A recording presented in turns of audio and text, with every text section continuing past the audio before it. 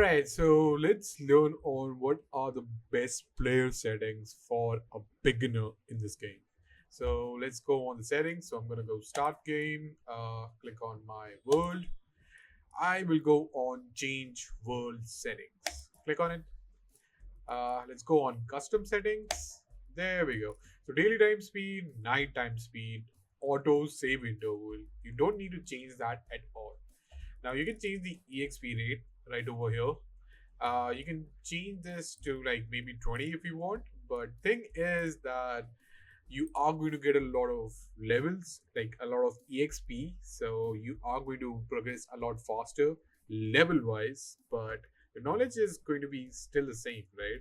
So make sure to keep it at somewhere around like maybe 2. It's a good start, all right? It's a good start. So you're not really bounded by the EXP thing, and you are able to learn while you are at it, right? So yeah, 2 is the way to go. Now, PAL capture rate, I usually go with 2 as well because yeah, it's good. The reason I'm saying this is because it's a bit annoying to get PALs, right? So now once you are kind of familiar with game, you can just go ahead and change these settings. But for now, as a beginner, I would say just keep it at easy mode, right?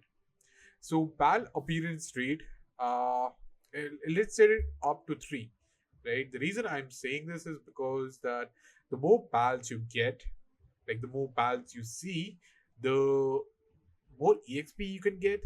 Not to mention that they will also drop more items with them, right? So yeah, it's a good thing. So damage from pals, I mean, these are kind of like the settings that I would not recommend you to change at all, right? These are kind of like the fundamental settings right over in the game. So yeah, I do not think that you should change it. So PAL auto health regeneration rate, it should be the same, right? Player hunger depletion rate. Now this is something good. I do not really recommend going down to 0 because it's easier to get the hunger depletion rate up, like my bad, down. So yeah, it's easy to get food around. So yeah, it's fine if you keep it at that. So player stamina reduction rate, I usually keep it at 0.1 because it allows me to move as freely as possible in this game. So yeah, I mean it's pretty good since I can't really grind things out. Not to mention that if I do not really have a mount with me, which not a lot of beginners do, you can just use this, right? You can just sprint things out, I'd say. Yeah. So player auto health generation rate, I'll keep it at 1. Sleep health regeneration, keep it at 1. Work speed multiplier, to be honest, you can keep it at 5 if you want. uh to be honest, if you are a beginner, let's keep it at 2, so you're working twice as fast to build things out. But yeah, and it's any more than that, I feel like it's a bit weird. But yeah, so damage to structure multiplier is fine. Just keep it at 1. Everything else seems should be at 1. The one thing that I would go with the maximum number of dropped active items in a world, it should be set to no limit, right? Yeah. So, gatherable items multiplier. You can get it to like twice or thrice. It's a good start if you want. So drop items multiplier. What it means is that once you defeat a pal or you capture a pal, they drop some items, right?